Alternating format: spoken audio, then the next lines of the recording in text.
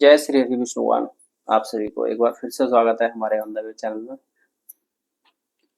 जैसे कि हम इन दिनों इस महान पुराण को पढ़ रहे हैं और आप सब हमारे ऑन द वे चैनल के माध्यम से अभी तक 153 अध्याय तक सुन चुके हैं।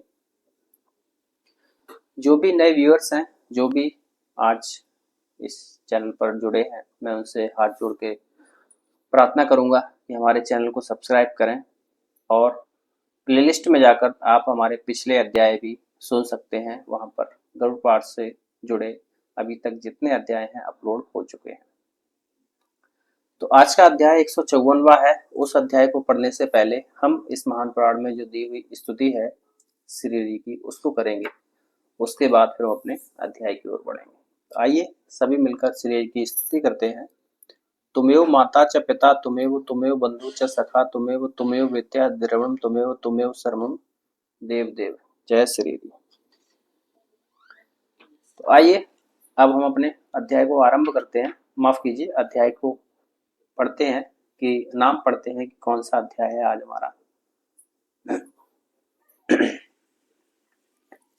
तो आज का जो हमारा अध्याय है वो है 154 और नाम है पलीत केस तथा कर्ण शूल के उपचार। ये हमारा अध्याय है।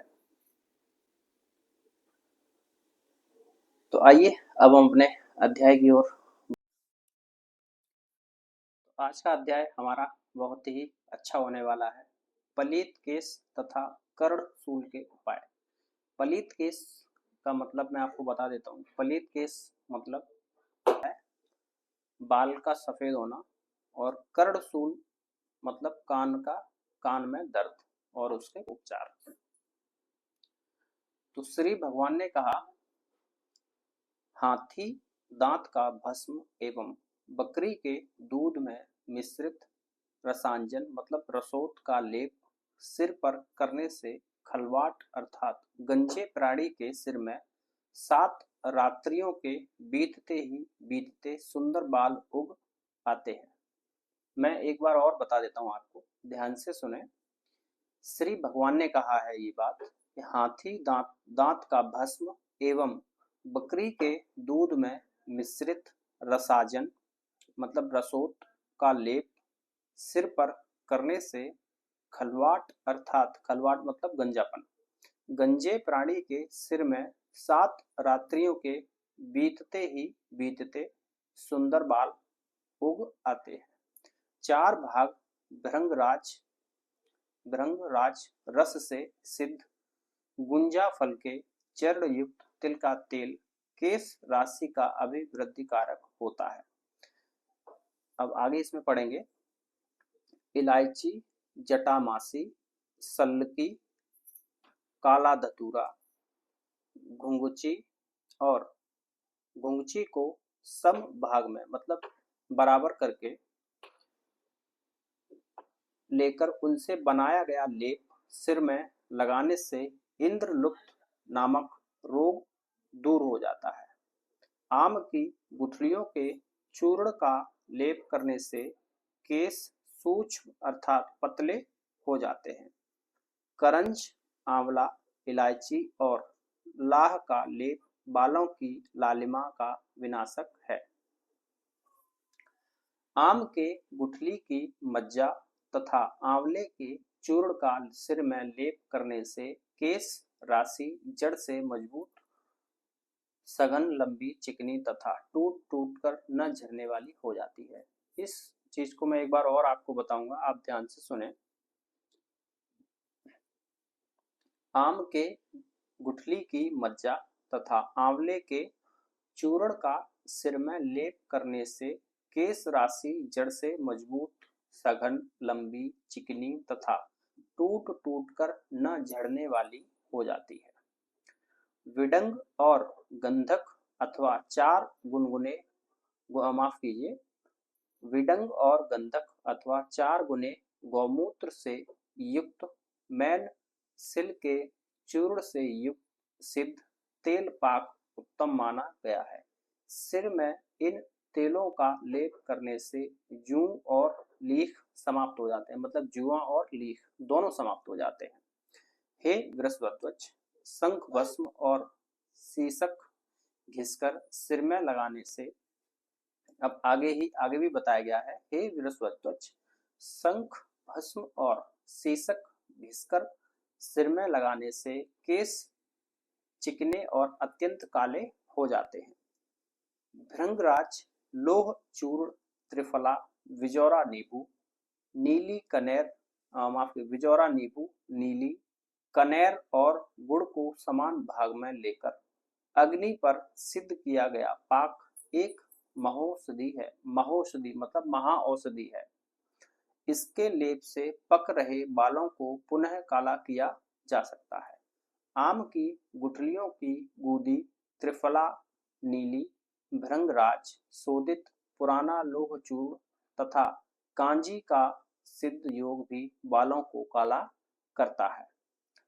चक्र मर्दक मतलब चकवड़ तथा बीज एवं कुष्ठ एरंड मूल तथा अत्यंत खट्टे कांजी के साथ पीसकर लेप करने से मस्तक का रोग दूर हो जाता है।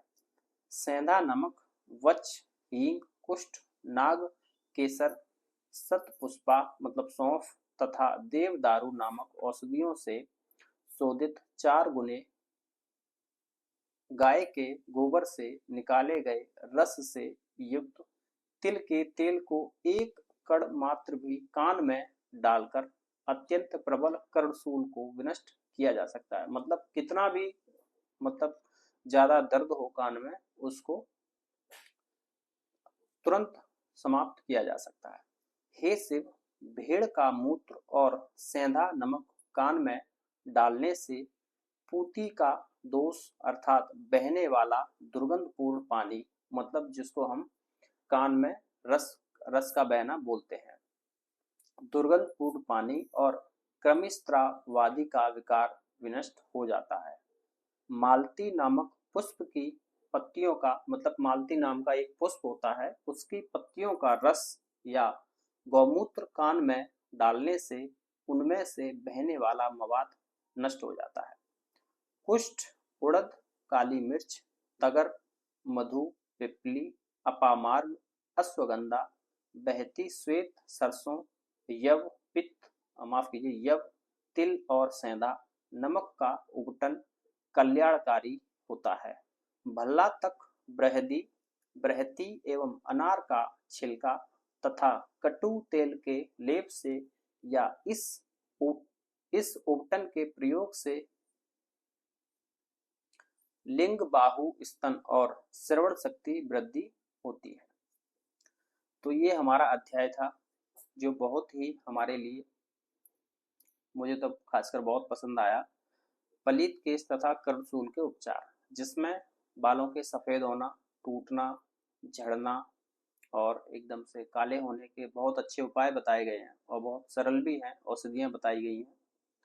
और कर्णशूल मतलब कान में दर्द होने के लिए कौन सी औषधि का उपयोग हमें करना चाहिए, ये भी इसमें बहुत आसान और हमें बहुत आसान तरीके हमें बताए गए हैं, जिनको हम घरेलू उपचारों में कर सकते हैं। तो आज का अध्याय ये हमारा यहीं पर समाप्त होता है।